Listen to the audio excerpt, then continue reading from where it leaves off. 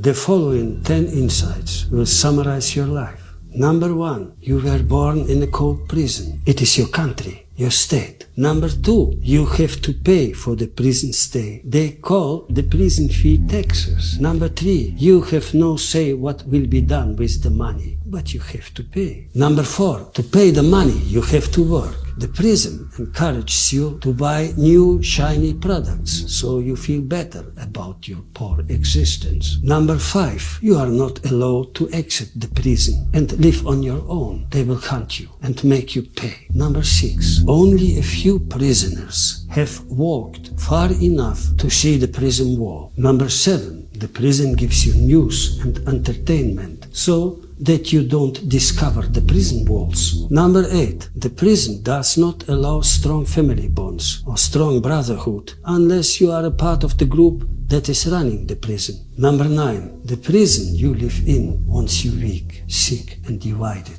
because weak prisoners can't climb the walls. Number 10, the prison is mostly run by other prisoners. It will collapse if enough prisoners will wake up. Go your way, Bratan. Reunite with others. Find the walls. Climb the walls. Every fucking day. Be honorable.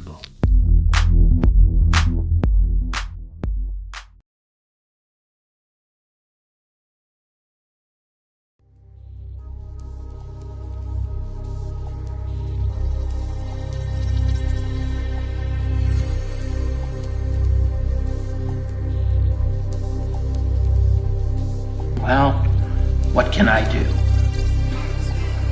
Okay, yes, we are bored.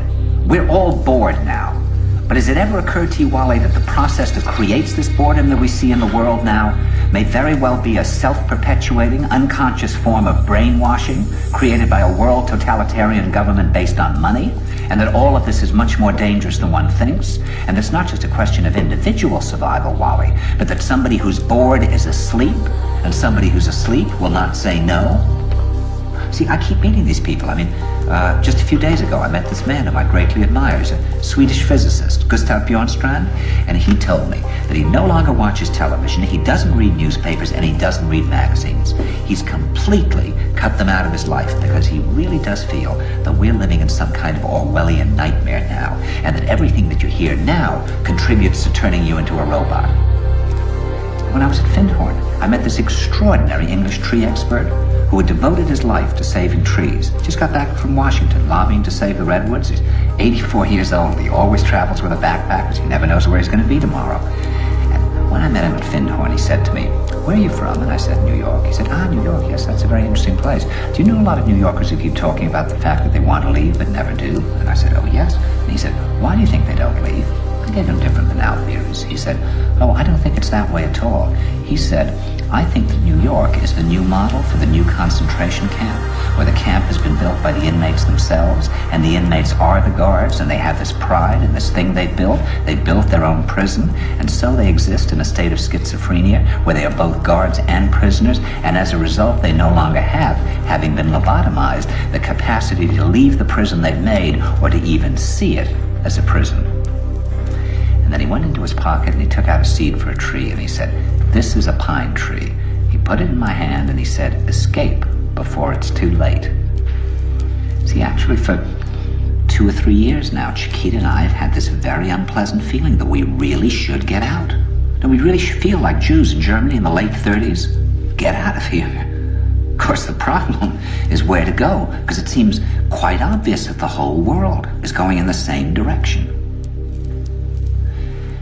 See, I think it's quite possible that the 1960s represented the last burst of the human being before he was extinguished, and that this is the beginning of the rest of the future now, and that from now on there'll simply be all these robots walking around, feeling nothing, thinking nothing, and there'll be nobody left almost to remind them that there once was a species called a human being, with feelings and thoughts, and that history and memory are right now being erased, and soon nobody will really remember that life existed on the planet. Now, of course, Bjornstrand feels that there's really almost no hope, and that we're probably going back to a very savage, lawless, terrifying period. Findhorn people see it a little differently. They're feeling that there'll be these pockets of light springing up in different parts of the world, and that these will be, in a way, invisible planets on this planet. And that as we, or the world, grow colder, we can take invisible space journeys to these different planets, refuel for what it is we need to do on the planet itself, and come back. And it's their feeling that there have to be centers now where people can come and reconstruct a new future for the world. And when I was talking to Gustav Bjornstrand, he was saying that actually these centers are growing up everywhere now. And that what they're trying to do, which is what Findhorn was trying to do, and in a way, what I was trying to do. I mean, these things can't be given names, but in a way, these are all attempts at creating a new kind of school or a new kind of monastery. And Bjornstrand talks about the concept of reserves, islands of safety, where history can be remembered and the human being can continue to function in order to maintain the species through a dark age. In other words, we're talking about an underground, which did exist in a different way during the Dark Ages among the mystical orders of the Church. And the purpose of this underground is to find out how to preserve the light, life, the culture, how to keep things living. You see, I keep thinking that what we need is a new language. A language of the heart. Languages in the Polish forest where language wasn't needed. Some kind of language between people that is a new kind of poetry. That's the poetry of the dancing bee that tells us where the honey is. And I think that in order to create that language, you're going to have to learn how you can go through a looking glass into another kind of perception where you have that sense of being united to all things, and suddenly you understand everything.